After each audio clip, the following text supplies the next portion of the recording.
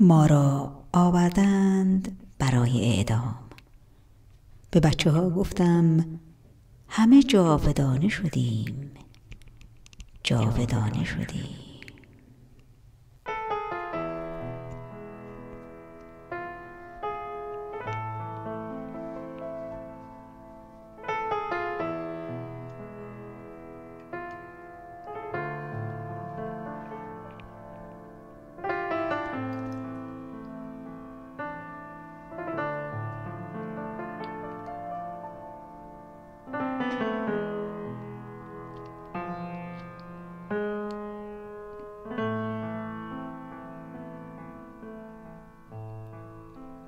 از شهدای سبعه همدان بارها خوانده ایم، شنیده ایم، تصاویرشان را دیده ایم، در جلسات یاد بودشان شرکت کرده ایم. اما چرا همیشه به همواره دوست داریم درباره آنها بیشتر بدانیم؟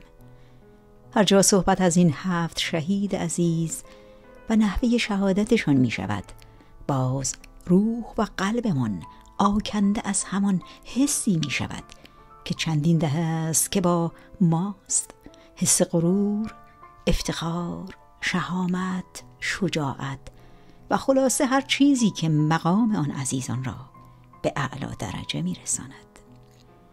یکی از شهدای سبعه همدان دکتر ناصر وفایی بودند. همچون نامش نصیر و یاور بسیاری از نفوس. در 7 آبان سال 1310 در شهر همدان دیده به جهان گشود.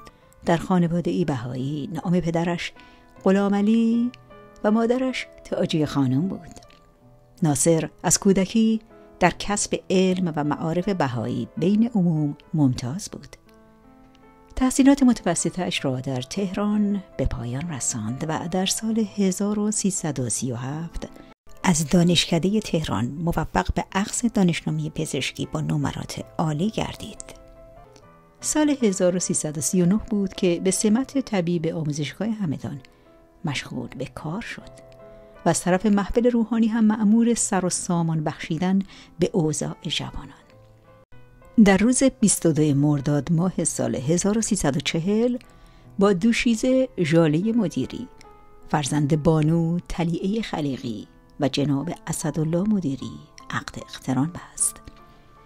زندگی آن دو همواره با عشق و محبت همراه بود و حاصل این وصلت هم 2 فرزند به نامهای مهدا و زیبا شد. دکتر وفایی در همدان و شهرها و روستاهای اطراف به خاطر انسان دوستی و رأفت و مهربانی که داشتند بیماران بی‌بضاعت را به طور رایگان ویزیت می‌کرد. حتی برای هزینه دارو و یا تزریقات به آنها کمک می‌کرد و به خاطر همین انسان دوستی ها و رفتارها بود که پس از شهادت ایشان و 6 نفر از نفوذ بزرگواری که هدفشان خدمت به مردم و جامعهشان بود، بسیاری از مردم شهر همدان مغموم و معترض شدند و همه با تأسف و حسرت از آنها یاد می‌کردند. دکتر وفایی عضو محفل روحانی همدان بودند و ضمن خدمات امری با خادمین دیگر هم در ارتباط. یکی از شهدای دیگر که 3 سال متوالی از سال 1357 به عنوان معاون عیادی به همدان می رفتند، شهید ژینوس محمودی بودند و با آشنایی با دکتر وفایی یک روز به ژاله خانم گفتند: هیچ می دانید دکتر وفایی چقدر مؤمن هست؟ بدون تظاهر و تعصب و مسلط به اعصاب کار خود را انجام می دهد. حتی ژینوس یک بار با دیدن لبخند بر صورت دکتر وفایی در حین گرفتن عکس با حالتی خاص گفت: دکتر انگار در بهشت هستند.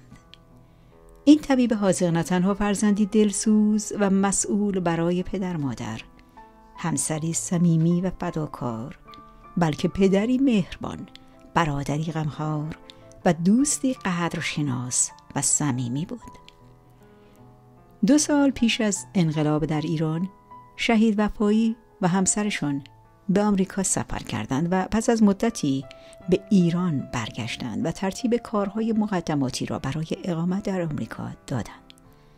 ویزای آمریکا را به دست آوردند، ولی با زیارت پیام بیت الاعظم در سال 1357 از سفر به امریکا منصرف شدند. پس از آن چند بار دستگیر شد و آخرین بار آن درست در 19مین سال روز ازدواجشان بود.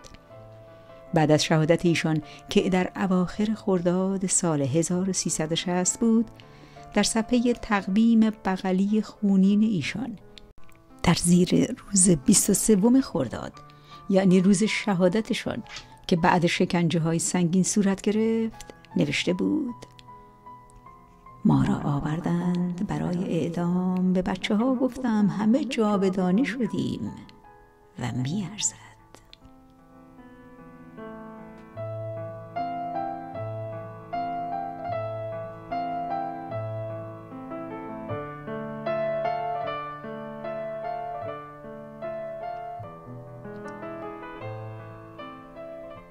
دکتر وفایی نفسی که عاشق طبیعت بود، کسی که با نوای موسیقی جانی تازه می گرفت و خود نیز نوازنده ویولون و ضرب بود، شخصی که در کنار همسر و فرزندانش و شغل و کارش خود را خوشبخت ترین انسان می دانست، اما به خاطر ایمانش و عشق به حضرت بهاءالله از هر آنچه که داشت گذشت.